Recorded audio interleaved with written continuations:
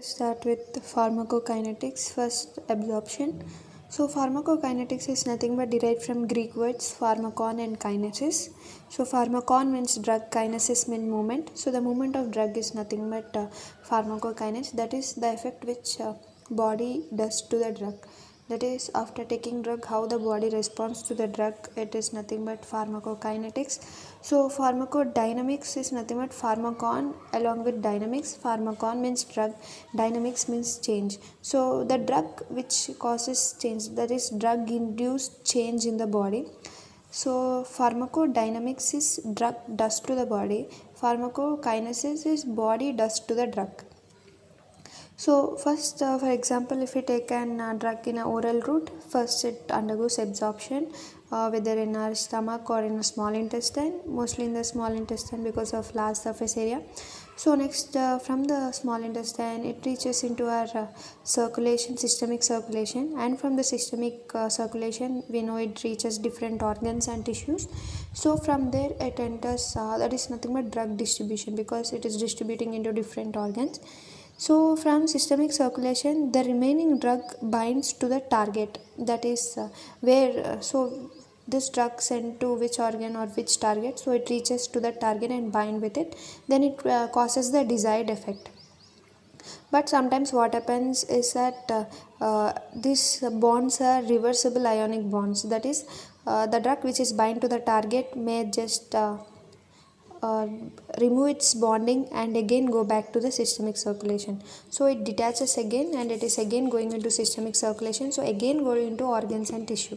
So this is nothing but known as redistribution. So this redistribution drugs are mainly short acting drugs because they are forming the bond in a very short time and also they are again detaching that bond and again going into systemic circulation. So this type of drugs are mainly high lipid soluble drugs, so that they're easily reaching different systems and they can reach mainly the adipose tissue. So this is an example. So example here we can take the tiopentone. So tiopentone is a lipid soluble drug which can also reach our blood brain barrier. So we know many of the substances can't reach the blood brain barrier, so this tiopentone is highly lipid soluble, so it can also reach the blood brain barrier and it can work as an anesthetic.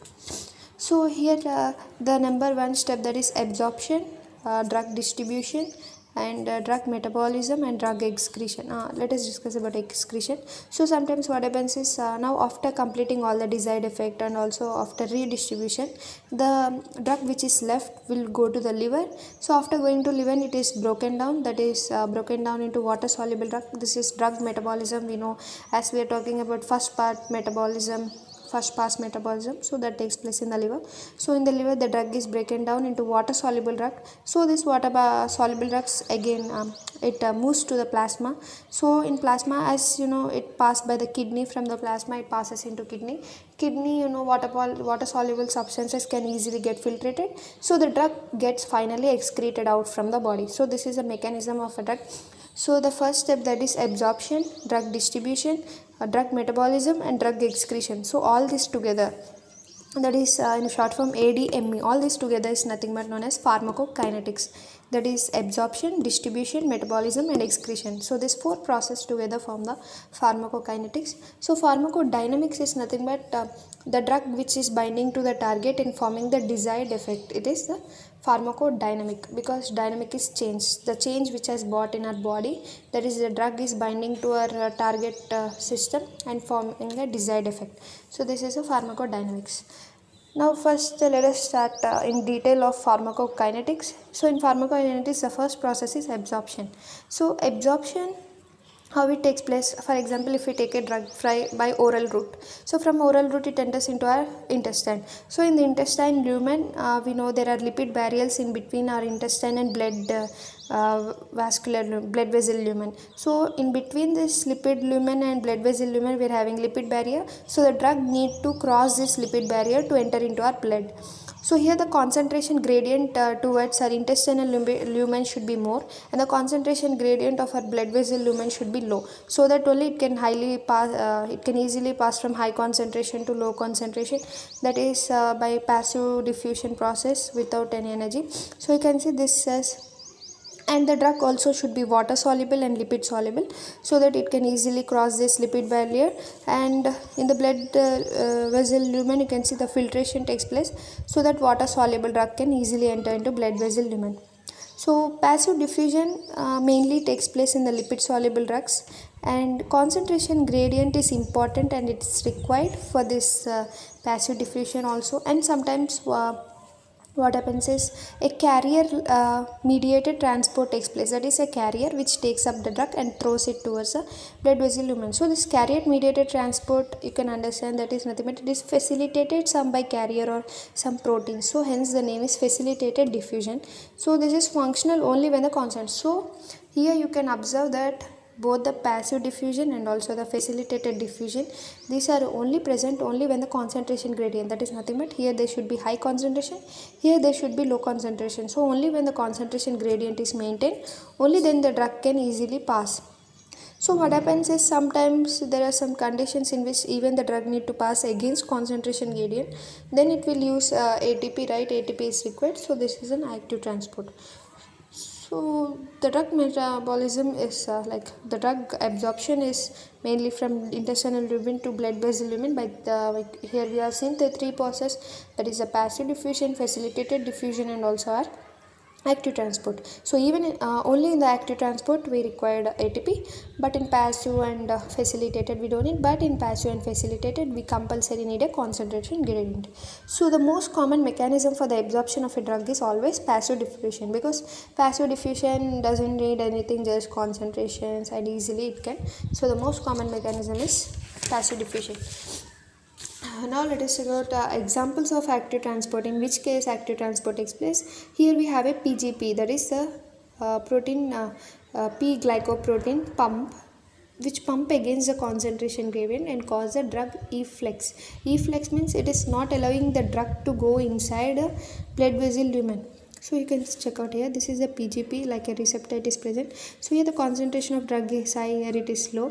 So it is if the drug also wanted to go inside by passive transport or anything, but this PGP is like restrict, it is not allowing the drug to inside, that is known as drug efflux. So it is a part of first part. So first part metabolism means everyone thinks just passing into liver and undergoing metabolism breakdown into water soluble drug, but that is not. Even in first pass metabolism, this is drug efflux is a part, that is not allowing the drug inside, which is explained in the intestine. So the part of first pass metabolism more common in liver, but also if it is also seen in intestine. So liver greater than intestine. Next, coming to the PGP substrate. So this is a PGP substrate which is similar to the drugs which are metabolized by mainly C5, P3, A4. So here example you can take the digoxin. So this PGP is having inducers and also inhibitors. Inducers means you can understand it is like stopping the drug. So inducing means when it is active it is drug failure, because drug is not getting allowed inside. And when it is inhibited means now the drug can allow, but it causes drug toxicity. So this PGP is causing all negatives only, that is drug failure in the case of inducers, and in the case of inhibitors it is causing drug toxicity. So example you could take, it is similar to enzyme inducers like rifampicin. Okay, so now here we have inhibitors. So examples like rifampicin is example of an inducer. So inducer that is causing drug failure, example is rifampicin, and inhibitors examples you can remember like a mnemonic vaccine, that is V for Verampil, A for Amiodarone, and C for cyclosporin, I for itraconazole, N for nifedipine, and E for erythromycin. So here the amiodarone along with the digoxin, it may cause the digoxin toxicity. So when a patient takes both this amiodarone and digoxin together, it may cause the digoxin toxicity. So next, coming to tumor cells. In the tumor cells, if a drug enters tumor cells by passive transport, normal most common transport, right? So it produces a PGP and also throw drug back, right? Because PGP throws the drug back. So this is known as drug efflux, that is drug resistance. So in the tumor cells, if you see any kind of drug resistance, that is because of this PGP. So here the PGP inhibitors like Verampil which can reverse the resistance. So PGP inhibitors are what, like they cause drug toxicity, right? So if they inhibit the PGP, so now the drug is can be allowed inside, so it can reverse the resistance. So yeah, example you can take 20 Squidar and also Elacetar. And next coming in detail of passive diffusion. So passive diffusion, we know the drug from the intestinal lumen need to cross the lipid barrier and blood value. So here the concentration gradient should be high, they should be low. So actually drugs may be ionized, like they're having charge, sometimes positive or negative, and sometimes they're like unionized, that is they're not having any charge. So here you can see even the proteins which are, the proteins, transmembrane proteins or paracellular proteins. So all these proteins are present along this lipid barrier. So these proteins are also charged sometimes, right? They're positively or negatively charged. So what happens is, if the positive drug moves towards the positive protein, they both repel each other so that the drug can't enter inside. And if positive drug is towards the negative protein, then they both bind together and they remain there, but they are not entering into the blood vessel lumen. So whatever the situation is, whenever the drug is ionized, the drug is not allowed to absorb inside. So the ionized drug can't absorb easily. So the lipid insoluble or water soluble and ionized is a criteria for drug excretion, right? Because lipid insoluble, water soluble, ionized. So if the drug is ionized, now what it can do, it can't enter this, so it easily get out of the body by excretion. So insoluble, water soluble and ionized drugs are easily getting out of the body. That is the criteria for drug excretion. So what are the absorption criteria? Is nothing but it should cross the lipid barrier and it should be lipid soluble. So this is the criteria for absorption. So it is fulfilled by unionized. So the drug should be not charged. If the drug is not charged, so that it can easily enter to the lipid barrier and also enter into the blood vessel lumen. So in a medium, if the drug is floating, it has the pH of drug should not equal to the pH of the medium, then the maximum drug is ionized. So the pH of drug and the pH of medium are not equal, then the drug is ionized. And if the pH of the drug and the pH of the medium are equal, then the maximum drug is unionized. So what they're saying is two sides we are maintaining some pH in case of acidic medium, basic medium, right? So if the pH of the drug and the pH of the medium, if the both pH are same, then the drug is unionized. But if the pHs are different, that is this pH is different, this pH is different, then there may be maximum drug ionization. So for example, if we take an acidic medium in the stomach, here the acidic drug is unionized most, and in the basic medium, in the small intestine we have basic medium, there the basic drug is unionized. So what they are saying, acidic medium, in stomach because of HCl there is acidic medium. So in the acidic medium, the acidic drug is unionized, means acidic drug can easily dissolve in the stomach, but in the small intestine the basic drug can easily, because it's unionized. Unionized means no charge, so that it can easily absorb. So in small intestine the basic drug can easily be absorbed. So you can check here, the drug may be acidic or basic. The maximum absorption is seen in small intestine. So this is important. Now we are saying like if the drug is acidic drug is unionized, so maximum absorption is stomach.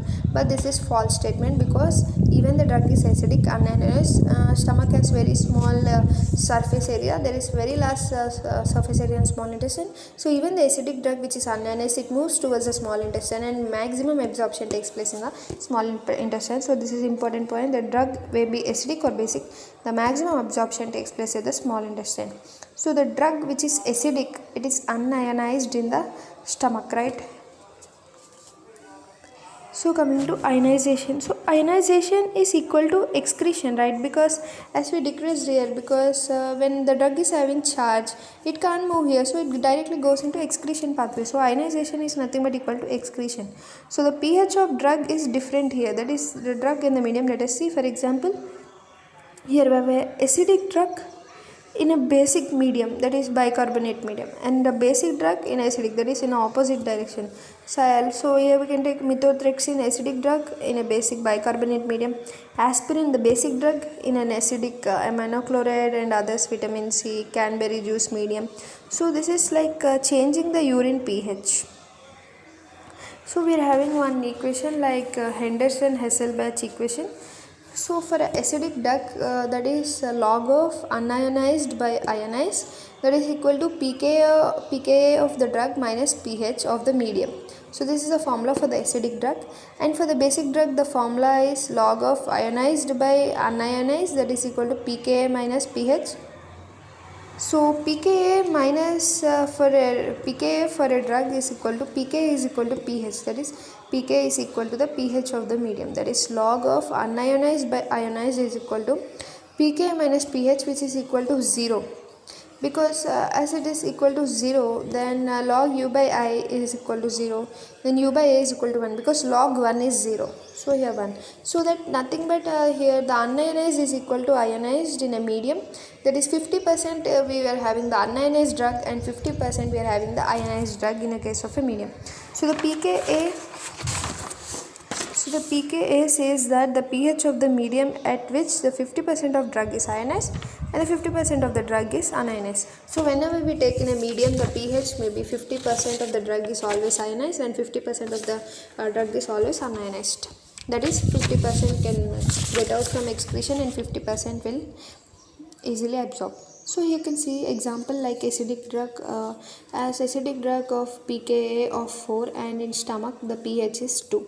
So they will give sums like this and we need to solve it. So they are saying acidic drug. So if you remember here, as I said, acidic drug formula, see, acidic drug formula is unionized by ionized, pKa minus pH.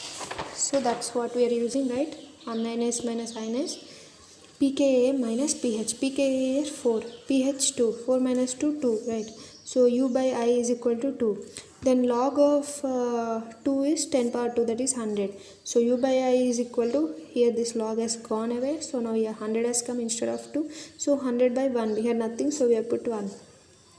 So by this we can understand that 99% of the drug is here unionized, means it can easily be absorbed. Only 1% of the drug is ionized here. So then only 1% goes out to the excretion. So like this we can understand how much of the drug is absorbed and how much of the drug is going into excretion. So by this calculation it will be easy to understand. So now let's check out bioavailability. So what is bioavailability? It is nothing but the fraction of unchanged drug which reaches the systemic circulation. So that is the exact drug which I have given, how much it is absorbed into body, that is without any change, how much it is absorbed into systemic circulation. This is the bioavailability. It is mainly depending on absorption and also first parts metabolism. So this bioavailability is directly proportional to absorption. So if the higher rate of absorption, then higher rate of bioavailability, right?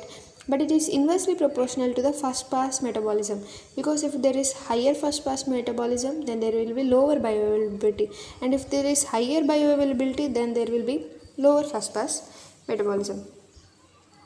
So here you can take, first we take 100 mg of oral root tablet, it absorbs in small intestine, 80 mg get absorption and reaches the liver and undergo first pass metabolism, and only 20 mg is lost by the excretion. So the 50 mg reaches the circulation, and which is the unchanged rate. So the bioavailability here is 50 grams, but we can't express it like this because we need to express in fraction, because how much we have to, how much amount of drug we have taken and how much it is excreted. So all this it will be easy to express in case of fraction, but not like this. So 50% is nothing but 50 by 100, so that's 0.5 bioavailability. So this is how we do it. So it is represented by F, that is nothing but fraction. Now let us see the calculation, like drug is equal to by oral route and by intravenous route. Then let us take a concentration time curve over here. So this is by intravenous route, that is by oral route. So if we plot a curve for plasma concentration, then at the 0 it is 0, and next slowly it rises here, and this is the area covered under by oral route, and this is area covered under the intravenous route. So this can express the bioavailability. So bioavailability is equal to area covered under oral route by area covered under our IV route into 100. So the amount doesn't tell the rate of absorption, but the bioequivalence is rate plus amount is same. So here we are taking an example to explain this. That is, if a drug company X has formed a new drug. So this new drug is patent for only 20 years, and later the brand drug is costly because only this company owns this drug, so no one can copy it. So it will be costly because it's under their control. So after 20 years their patent expires. So what they do, any company can legally now copy the drug. So then they form a generic drug. Generic drug is cheaper drug because they have copied the drug, and it is now approved by FDA. They ask the certificate. Then the FDA, for the approval, they'll ask from this generic drug to give the bioequivalence. So what is bioequivalence is, so the two pharmaceutically equivalent components have similar extent of absorption. So both are pharmaceutically equivalent component and also having the same type of absorption. So this is nothing but bioavailability. Along with the bioavailability, the rate of absorption, if it is included, then it is a bioequivalence. So the normal range is about 20%. So this is all about absorption pharmacokinetics.